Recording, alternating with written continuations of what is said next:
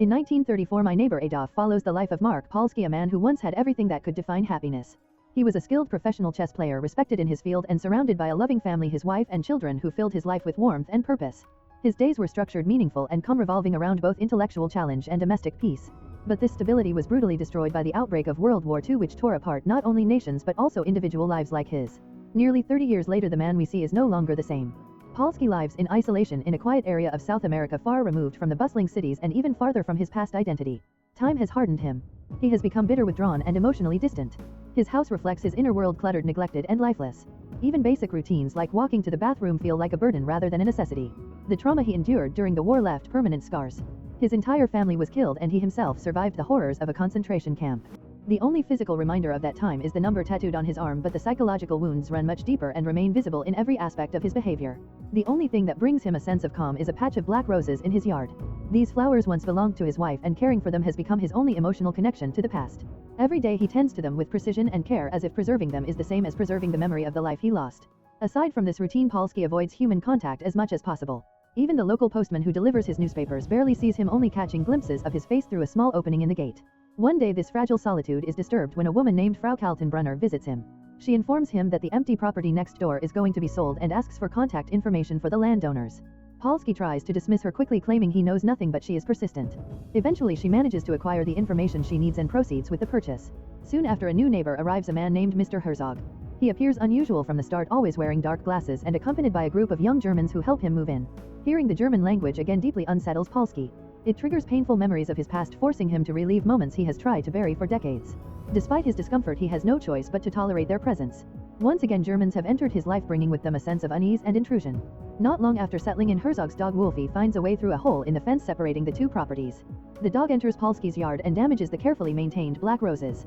For Polsky, this is not just a minor inconvenience, it feels like a personal violation, an attack on the last remaining piece of his past. He collects the damaged flowers, wraps them in newspaper as evidence, and confronts Herzog.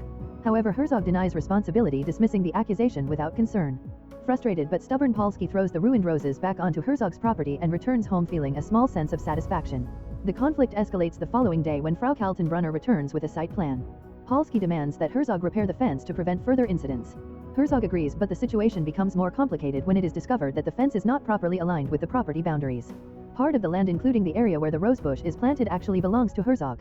As a solution, Kaltenbrunner suggests relocating the roses, but Polsky refuses, convinced that moving them would kill the plants. Unable to reach an agreement, the dispute is taken to court. The judge proposes dividing the rosebush between the two neighbors, but Polsky strongly opposes this idea. To him, the roses are not just plants, they are a symbol of his lost family and cannot be split. Faced with no better option, he reluctantly agrees to give up a portion of his land to ensure the roses remain intact.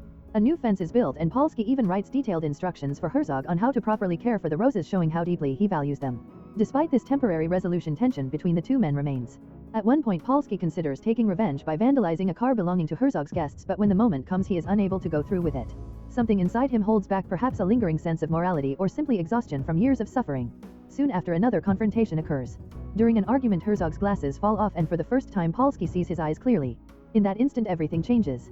Those eyes, cold, intense, and filled with a familiar kind of authority, trigger a memory Polsky cannot ignore. He recognizes the man standing before him.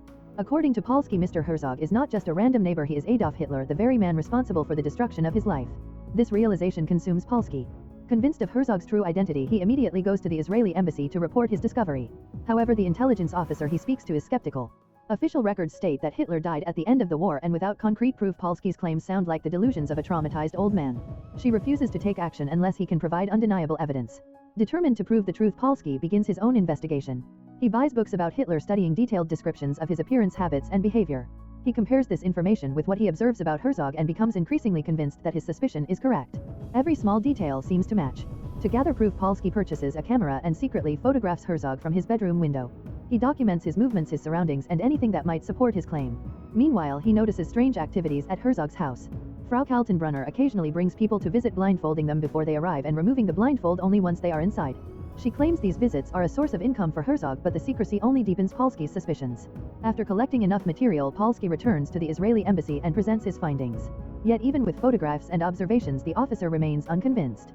She suggests that his beliefs may be a result of unresolved trauma and advises him to seek help from a support group instead. Frustrated and desperate, Polsky continues to watch his neighbor. One day he sees Herzog playing chess alone, moving pieces on the board as if engaged in a silent battle. This moment sparks an idea in Polsky's mind. When a mail carrier arrives and asks him to sign for a letter, Polsky realizes he may have found a new way to uncover the truth about the man living next door. Polsky had finally found what he believed was solid proof. Somewhere in one of the books about Hitler he discovered a photograph of Hitler's handwritten letter. That detail sparked an idea in his mind.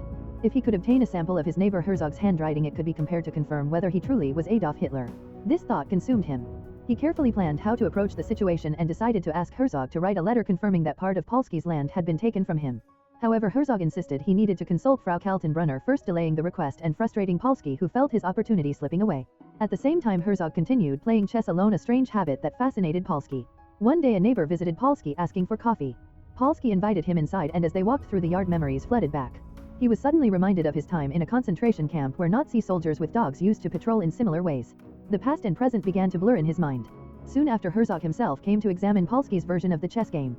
They completed the game together and Polsky won. Herzog, impressed but somewhat amused, promised to write the letter Polsky wanted if they played another match. Desperate, Polsky agreed. During their next chess game, Herzog excused himself, claiming he needed to use the bathroom. But instead Polsky followed him secretly and entered his house. Inside Herzog's bedroom he discovered a locked metal box marked with Nazi symbols. He tried to open it but failed. Feeling the pressure of time and suspicion, Polsky gave up and returned before being caught. Despite losing the chess game, Herzog still did not immediately write the promised letter. Instead, he offered another match, again delaying Polsky's request. That night Polsky took a more dangerous step. He sneaked into Herzog's house with the intention of stealing a painting created by a neighbor. He believed the artwork could be analyzed and might prove that Hitler himself had painted it. However, his plan failed when Herzog's dog Wolfie attacked him. The dog chased Polsky back to his house. In panic and self-defense, Polsky struck the dog with a shovel, killing it. Overcome with fear of being discovered, he dragged the body outside and staged it to look like an accident. When Herzog discovered Wolfie's death, he was devastated. Despite his grief, he asked Polsky for help with the burial. Together they carried the dog into the woods and buried it. The shared experience softened their relationship temporarily. Herzog later visited Polsky, where they drank together, played chess and spoke about Wolfie.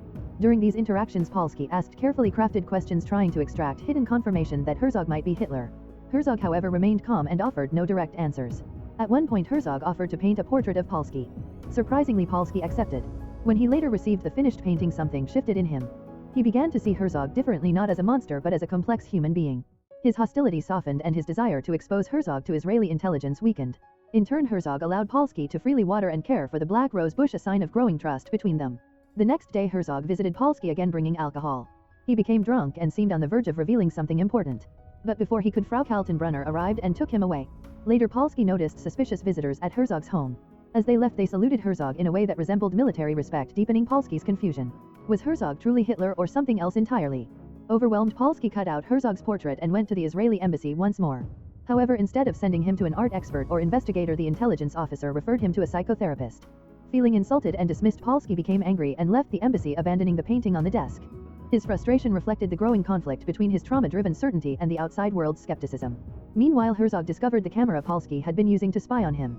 Realizing he had been watched all along, he confronted Polsky. Tension exploded between them and they argued fiercely. Polsky accused Herzog of being responsible for the death of his family and insisted he was Hitler. Herzog, however, firmly denied it. To prove his point, he revealed the contents of the locked metal box, photographs of Hitler lookalikes. Herzog explained that he was one of many individuals who resembled Hitler and had been targeted or killed over time. He had survived by going into hiding and now earned money from Nazi enthusiasts who believed in his resemblance. This revelation shattered Polsky's certainty. He finally understood that Herzog was not Hitler himself but a man trapped by resemblance and history. The emotional weight of his obsession collapsed and he broke down in tears. For the first time, he began to confront his own trauma honestly instead of projecting it onto someone else. This moment marked a turning point. He accepted his painful past and started to release the fear and hatred that had controlled him for decades. However, peace did not fully arrive. The intelligence officer from the embassy, after examining Herzog's painting, concluded that he still had connections to Nazi-related individuals. She decided to place Herzog under surveillance. Polsky tried to stop her, realizing that his actions could destroy an innocent man. He visited Herzog and revealed his own traumatic past, how his family had hidden in a basement during the war and were betrayed by someone they trusted. Polsky admitted he did not want to become like that betrayer. He then urged Herzog to escape before it was too late. Herzog accepted the warning and decided to leave. Frau Kaltenbrunner helped him move out quietly. Before departing, Herzog left his dog's memory behind and gave Polsky ownership of his land along with the rose bush. In return, Polsky cut fresh roses and gave them to Herzog as a farewell gesture. There was no more hostility between them, only a quiet understanding shaped by pain, fear, and shared humanity. As Herzog left, Polsky stood in his yard surrounded by the black roses. For the first time in decades, the emotional weight that had haunted him began to lift. The anger, suspicion, and grief that had defined his life slowly faded into acceptance. He was not fully healed, but he was no longer trapped in the same cycle of obsession. Watching Herzog disappear, Polsky felt a strange sense of calm. The past had not been erased, but it no longer controlled him in the same way. In that silence surrounded by memories and roses, Polsky finally found a fragile piece.